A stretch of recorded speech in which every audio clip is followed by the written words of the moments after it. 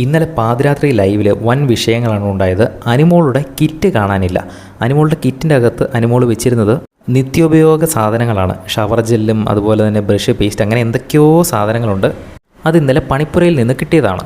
അത് രാത്രിയിൽ കാണാതെ പോയപ്പോൾ അനു അന്വേഷണം നടത്തിയിരുന്നു. ഒരു 3-4 മണിക്കൂർ അനു തപ്പിയിട്ടും വീട് മൊത്തം അരിച്ചു പെറുക്കി തപ്പിയിട്ട് സാധനം കിട്ടിയില്ല. അതിൻ്റെ പേരിൽ അവിടെയുള്ള ആണുങ്ങളോട് കുറേ പ്രശ്നങ്ങളുണ്ടാക്കുന്നുണ്ട്.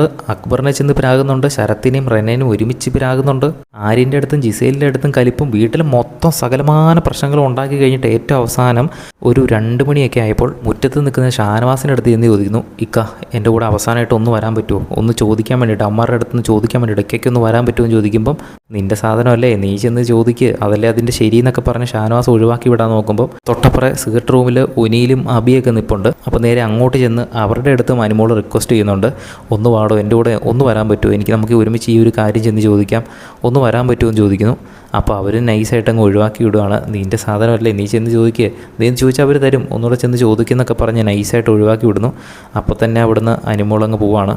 ഇതുപോലൊരു പോങ്ങൻ എന്ന് പറഞ്ഞ് ഷാനവാസിനെ കളിയാക്കുന്നു. മാത്രമല്ല ഇവിടെ ഒരു നട്ടലുള്ള ഒരാമ്പിള്ളേരും ഇല്ല എന്ന് പറഞ്ഞൊക്കെയാണ് അനുമോൾ നേരെ ചെല്ലുന്നത്. നേരെ ചെന്ന് വീണ്ടും ആര്യൻ്റെ അടുത്തൊക്കെ പ്രശ്നം ഉണ്ടാക്കിയിട്ട് വീട്ടിൽ മൊത്തത്തിലൊരു കലാപം ഉണ്ടാക്കിയിട്ടാണ് അനുമോൾ എന്നിട്ട് കിടന്നുറങ്ങിയത്.